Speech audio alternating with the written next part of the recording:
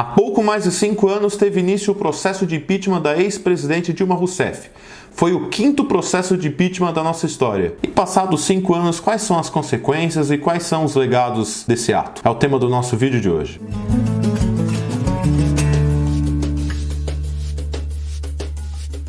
Em 17 de abril de 2016, a Câmara dos Deputados aprovou por 367 votos a favor e 137 contra a abertura de processo de impeachment contra a então presidente Dilma Rousseff. O argumento era de que Dilma cometeu crime de responsabilidade ao infringir a lei orçamentária com as famosas pedaladas fiscais. Mas para a gente entender como é que a primeira mulher eleita presidente da República no Brasil na história sofreu esse processo de impeachment, nós temos que voltar um pouquinho no tempo. Dilma, que nunca havia disputado nenhuma eleição, foi eleita presidente em 2010, no segundo turno contra o seu adversário, o ex-governador José Serra, do PSDB. Dilma foi eleita graças à alta popularidade do seu antecessor, o ex-presidente Lula, a qual ela foi ministra das Minas e Energia por 2 anos e depois ministra da Casa Civil por outros 6 anos. Nos 2 primeiros anos de governo, a Dilma teve índices de popularidade altíssimo, na casa dos 70%. Tudo isso graças aos programas sociais, à rede de proteção social e também à economia, que ainda estava numa boa fase, vinda dos 2 últimos anos do governo Lula. Entretanto, em 2013 tudo muda, graças às jornadas de junho daquele ano, que começaram em manifestações principalmente em São Paulo contra o reajuste do transporte público e logo depois tomou todas as ruas do Brasil com pautas difusas. Eu lembro bem que o pessoal falava muito em escolas, hospitais, padrão FIFA. E por que padrão FIFA? Porque no ano seguinte, 2014, iria ser realizada a Copa do Mundo no Brasil. Esses movimentos que levaram centenas de milhares de pessoas às ruas no Brasil inteiro derrubaram a popularidade de todos os políticos. Mas a Dilma, por ser presidente e, portanto, ser a maior autoridade do Brasil, teve uma queda drástica em seus índices. E nunca mais se recuperou e nunca mais voltou ao patamar de antes de junho de 2013. Dilma chega em 2014, um ano de eleição presidencial, com índices de popularidades baixos, ainda resquícios das manifestações do ano anterior, a economia dando sinais de desgaste e desaceleração e a partir de abril daquele ano mais um problema para ela. É o início da Operação Lava Jato, que focou na Petrobras e em eventuais desmandos de corrupção em seu governo. Mesmo com tudo isso, Dilma Rousseff consegue se reeleger presidente da República num segundo turno disputadíssimo contra o então senador Aécio Neves, do PSDB. A diferença foi de apenas 3 milhões de votos, a menor diferença até hoje numa eleição presidencial no Brasil. Só que a reeleição da Dilma não apaziguou os ânimos, pelo contrário, as ruas voltaram a ser tomadas ainda em 2014, poucos dias depois da sua reeleição. E a pauta agora não era melhoria nos serviços públicos ou redução do valor da tarifa do transporte. A pauta agora era o impeachment da Dilma. Os motivos desse impeachment, segundo os manifestantes, eram as denúncias de corrupção e o trabalho efetuado pela Lava Jato, que desmontou um grande esquema na Petrobras. Dilma assume seu segundo mandato em 1º de janeiro de 2015 sob esse fogo cerrado. Além disso, um mês depois, ela tem uma derrota no Congresso Nacional que seria fatal para o seu governo.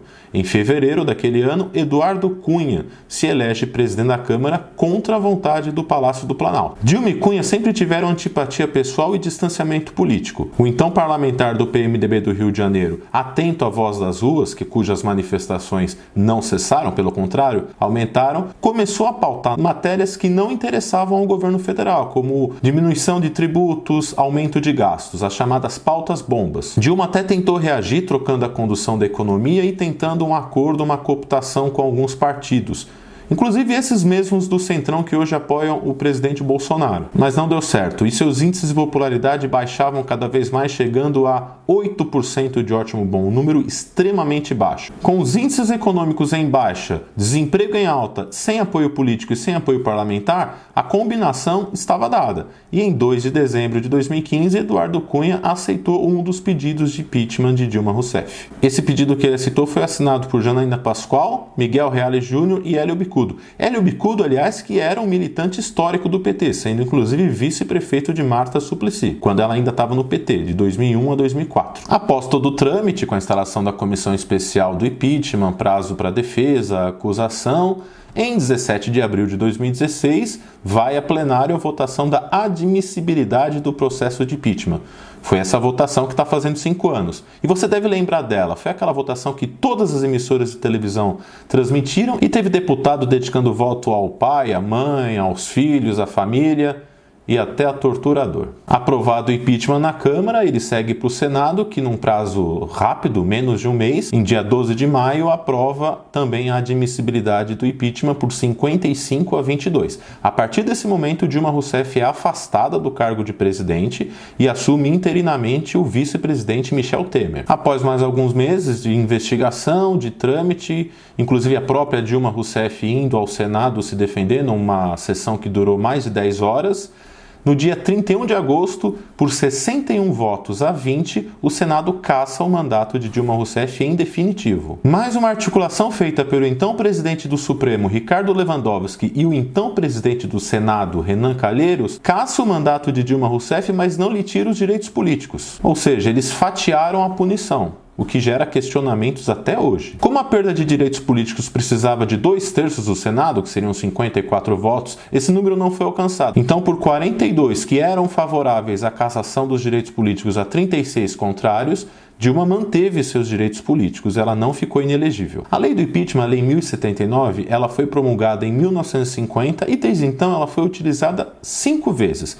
A primeira vez foi com Getúlio Vargas, em 1954, e ele já estava imerso naquele atentado da Rua Toneleiro contra o jornalista e líder opositor ao seu governo, Carlos Lacerda. O impeachment de Getúlio Vargas não prospera, a Câmara não aprova o impeachment, portanto, ele não sofreu nenhum processo. Só que semanas depois, em 24 de agosto de 1954, Getúlio Vargas se suicida, devido à alta tensão da crise política. No ano seguinte, em 1955, acontecem 2 impeachments de forma express, com o presidente da Câmara, Carlos Luz, e com o vice-presidente, Café Filho. O motivo foi uma tentativa de golpe contra o então presidente eleito Juscelino Kubitschek.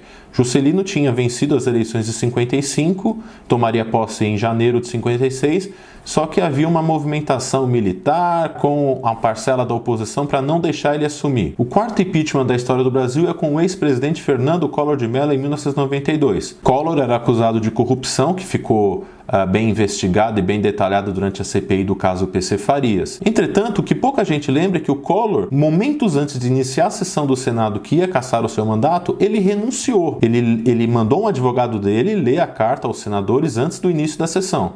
Só que os senadores ignoraram a renúncia dele e votaram o impeachment mesmo assim. Só que aí ele foi cassado e perdeu os direitos políticos dele por 8 anos. E aí você pode estar se perguntando por que o Collor perdeu seus direitos políticos por 8 anos e a Dilma não. Eu vou explicar por quê.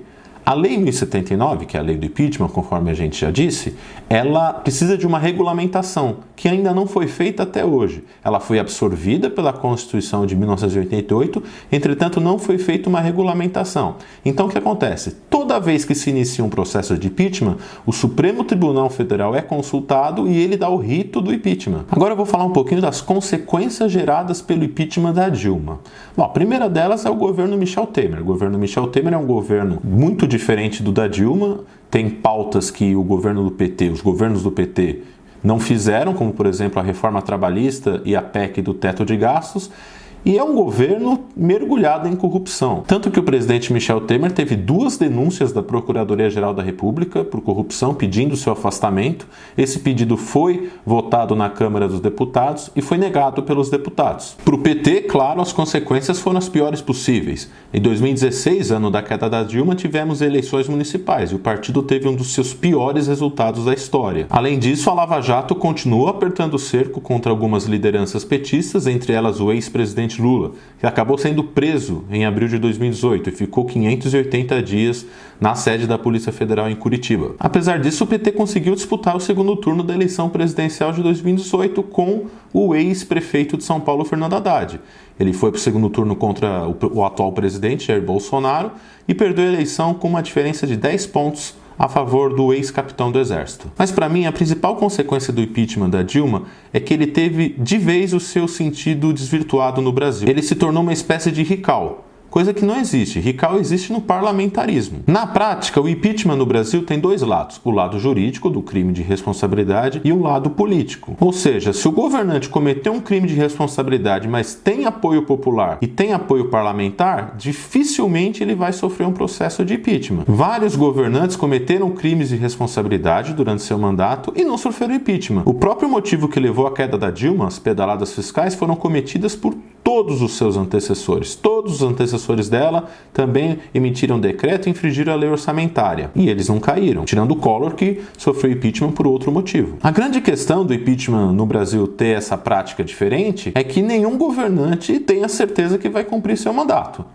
Porque ele pode em algum momento ter alguma medida impopular, perder a popularidade, desagradar o Congresso em alguma coisa, e aí ele pode ser ameaçado de um processo de impeachment. A pergunta que eu deixo para vocês é a mesma que eu me faço. Será que em algum momento, em algum dia, nós aqui no Brasil vamos aplicar e usar a lei do impeachment como ela é? Ou seja, para punir crimes de responsabilidade? Se você gostou desse vídeo e já está inscrito, muito obrigado. Eu peço que você aproveite e compartilhe com seus amigos que ainda não conhecem o canal. E se você gostou e ainda não está inscrito, por favor, se inscreva. Muito obrigado e até a próxima.